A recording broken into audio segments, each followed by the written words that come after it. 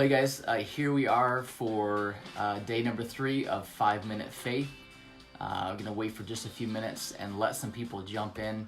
I hope this is helpful to you, and so join on, and I'd love to be able to share some of my thoughts with you today as we all kind of process through what we're going through with COVID-19.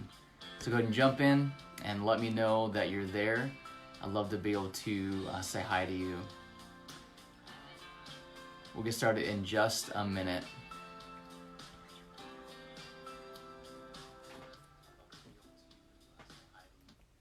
Ooh, that's not gonna work. Hey, thanks for jumping on. It's good to see you guys. Hey Kim, good to see you. Thanks for giving me a shout out there. Thank you guys for watching. Kim, I think you've been on here a couple days in a row. That's awesome. Great to have you with us. Hey Thompson family. I'm glad you guys are here with us today. Hey, Donna and Raylan, good to have you guys. Angie, great to see you as well. So thanks for joining in. We'll get started here. I just want to share a couple of things. This has been an interesting journey, especially for me as an introvert, right? So we'll see how this goes, but thank you guys for jumping in with me today.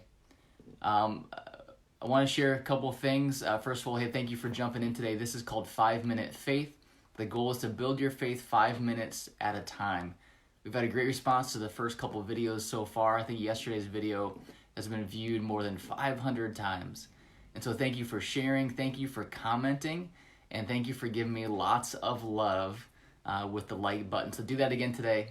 Press the like button, make this introvert feel special. One of the main things that I've been wrestling with and asking myself and others as we go through this crazy week is, how are you processing this amazing and strange season? We all process differently, different paces, different ways. And whether you think everyone's overreacting to what's going on right now or not, we are where we are.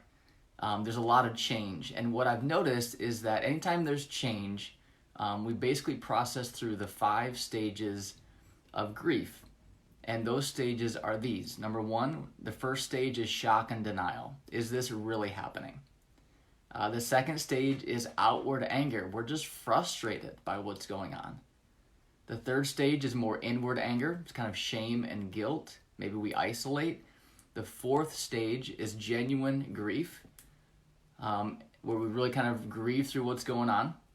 And then also the final stage, the 5th stage, is what's called resolution, or it's embracing the new normal. It's kind of accepting what's going on. So I'm curious for you, if you had to identify what stage of grief you might find yourself in right now, of those 5, what would it be?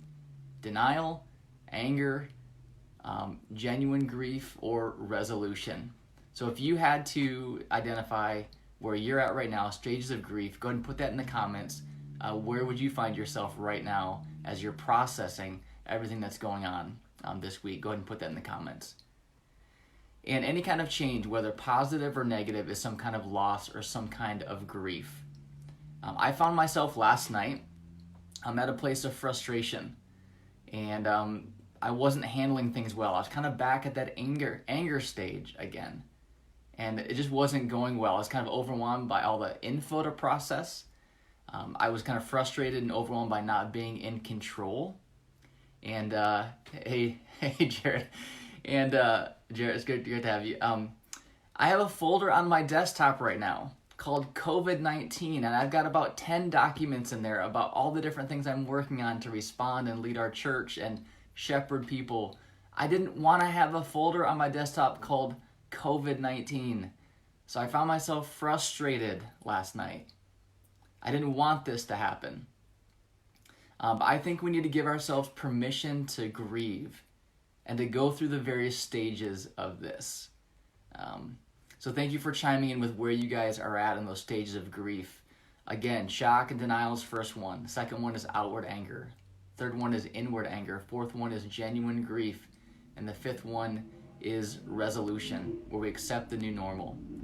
So the cool part is, God always accepts us right where we are. We know that God accepts us whatever stages of grief we find ourselves in, and then he lovingly moves us through those stages to move us forward. Love this verse in Proverbs 18:10. It says, "The name of the Lord is a fortified tower. The righteous run to it and are safe." So no matter what, we can run to God. If you're scared, you can run to God. If you're frustrated, you can run to God. If you're tired, you can run to God. So here's what I want to ask you to do. I'm going to put up another verse. I'm going to share another verse. I want to ask you to do something with this verse in the comment section. And I think this will help you no matter where you are in the stages of grief to move forward. So the verse is Psalm 56, verse 3. If someone could post that in the comments for me, that would be huge. Psalm 56, verse 3, it says, "When I am afraid, I will trust in you."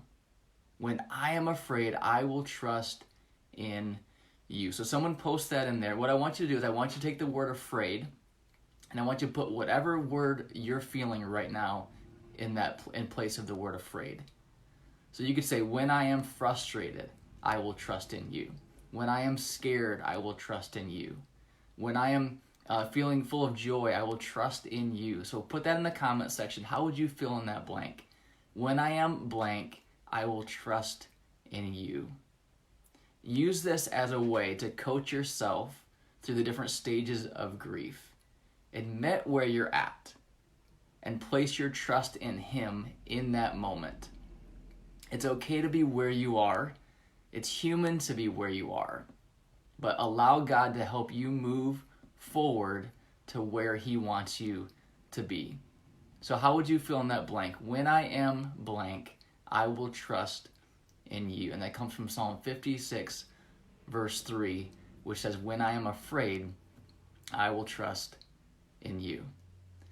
So what I want to do here at the end is I want to answer a couple of questions. I've made most of these questions up, questions I think people have. But let me answer this question. One of the questions I think people might be asking is this the end times, or are we just overreacting? Is this the end times, or are we overreacting? So whether we're overreacting right now or not, I don't know. I tend to be in the boat that says, you know what, this is maybe not as big a deal as we think it might be, but we don't know. And so whether we agree or not, we find ourselves in this boat.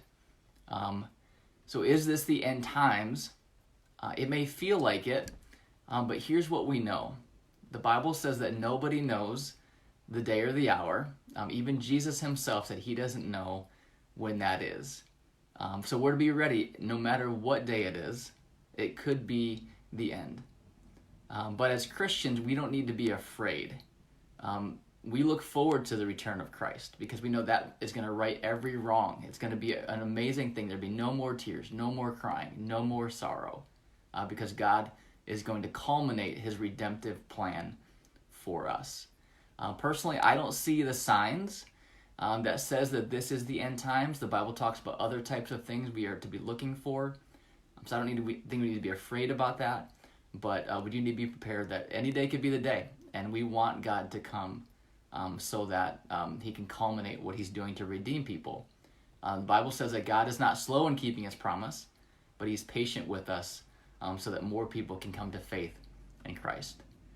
And so I hope this is helpful to you. Thanks for jumping on today. It's so great to see all of you tuning in and sharing your thoughts. I want to also say hi to those joining us from Prestige Commons Senior Living Facility. So great to have you with us again today. I want you to know that our church is praying for you, and we love you guys. So take care. Jump in on the comments, like, and share this. Thank you guys for being a part of this today. Taking the weekend off, and as far as I know, we'll be back together again on Monday. All right, take care, guys. Have a great weekend.